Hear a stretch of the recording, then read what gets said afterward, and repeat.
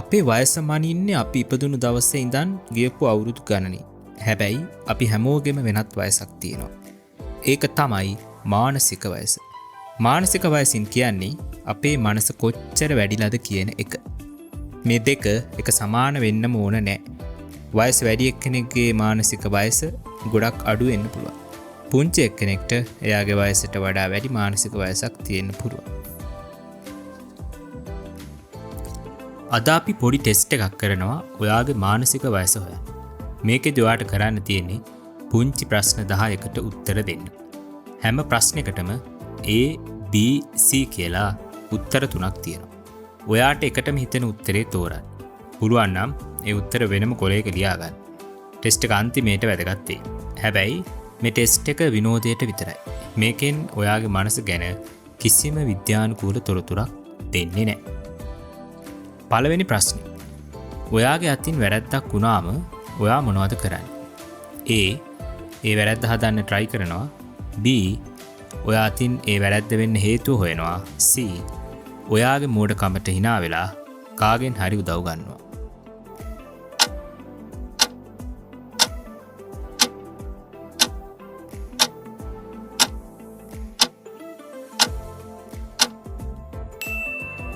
දෙවැනි ප්‍රශ්නේ. ඔයා යාළුවොත් එක්ක ට්‍රිප් එකක් යන්න ඉද්දී අන්තිම මොහොතේ යාළුවෝ ටික බෑ කියනවා. ඔයා එකටම කරන්නේ මොනවද? A. ඔයා යාළුවන්ට අවුලක් නැහැ ඔහොම තමයි කියලා වෙන වැඩක් කරනවා. B. තරහ යනවා. පස්සේ හිත හැදෙනවා. C. ට්‍රිප් එක යන්න වෙන දවසක් හොයාගන්න.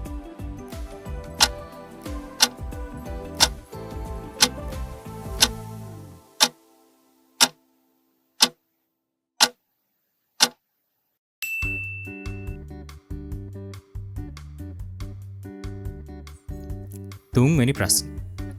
ඔයත් එක්ක කවුරු හරි තරහා වුණොත් ඔයා කොහොමද හැසිරෙන්නේ? A. එයාගේ තරහා නිවෙන්න වෙලාව දීලා පස්සේ කතා කරනවා. B.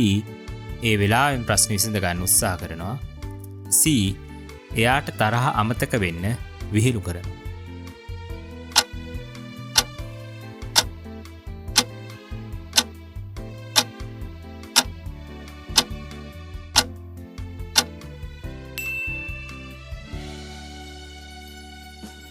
හතරවෙනි ප්‍රශ්නේ. ඔයා ලොතරැයි ටිකට් එකක් දින්නොත් එකටම කරන්නේ මොනවද? A. ඔයාගේ බිල් ටිකයි ණයයි ඔක්කොම ගෙවලා ඉතුරු ටික පොතේ දාගන්නවා. B. හොඳ සවාරියක් ගිහින් සතුටු මතක ගොඩක් එකතු කරගන්නවා. C. ඔයාට හැම වෙලේම ඕන වෙලා තිබ්බ මේ වටිනා දේ ගන්නවා.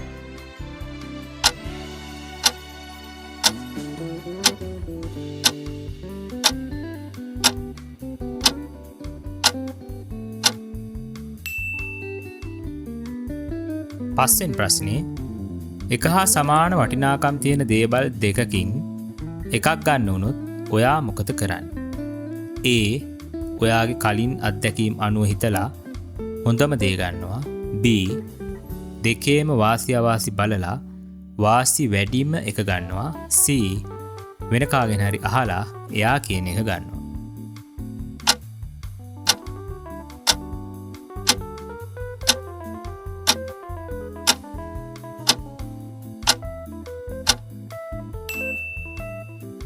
හයවෙනි ප්‍රශ්නේ. ඉස්කෝලේදී හරි වැඩ කරන තැනදී හරි වෙන එක්කෙනෙක් එක්ක මත ගැටුමක් ආවොත් ඔයා මොකද කරන්නේ? A. ගැටුමක් නැතුව සාකච්ඡා කරලා සාධාරණ පිළිතුරකට එනවා. B. ඉහළ නිලධාරියෙක් හරි ටීචර් කෙනෙක් ළඟට ගිහින් උත්තරයක් ඉල්ලනවා. C.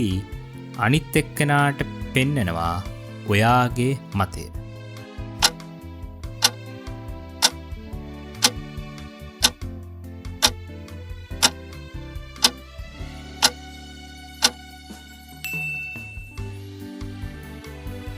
හත්වෙනි ප්‍රශ්නේ. හෙට ඔයාට ලොකු වැඩක් ඉවර කරලා දෙන්න තියෙද්දි අද ඔයා මොනවද කරන්නේ? A. දැන් වැඩේ පටන් ගෙන ඉවර කරනවා. B. පොඩි වෙලාවක් රිලැක්ස් එකේ ඉඳලා පස්සේ කරනවා. C. ටික ටික බ්‍රේක් කරන් වැඩේ කරනවා.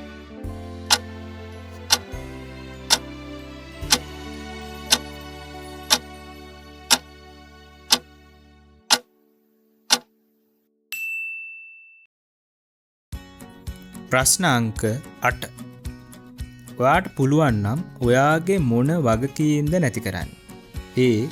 බඩු ගන්න එක. B. රෙදි හොදන එක. C. ඔයාගේ දේවල් අස් කරන එක.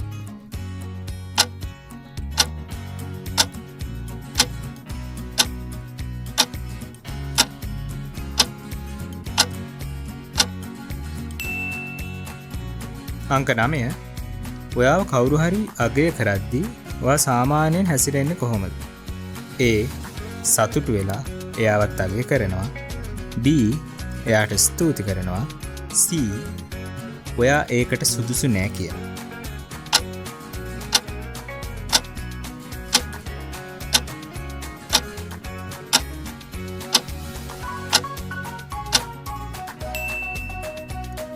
අන්තිම ප්‍රශ්නේ ඔයා අතින් ඔයාවම ලැජ්ජාවට පත්වෙන වැඩක් වුණොත් ඔයා මොනවද කරන්නේ? A. ඒ වැඩේ පිළිගෙන ඔයාගේ හිත හදාගන්නවා. අනාගතයේදී මේකෙන් ඔයාට බලපෑමක් නැහැ කියලා තේරුම් ගන්නවා. B. කිසිම දෙයක් වුන්නේ නැහැ වගේ හැසිරෙනවා. හැබැයි හිතින් දුක් වෙනවා. C. ඒක ගැන දුක් වෙලා අඬනවා.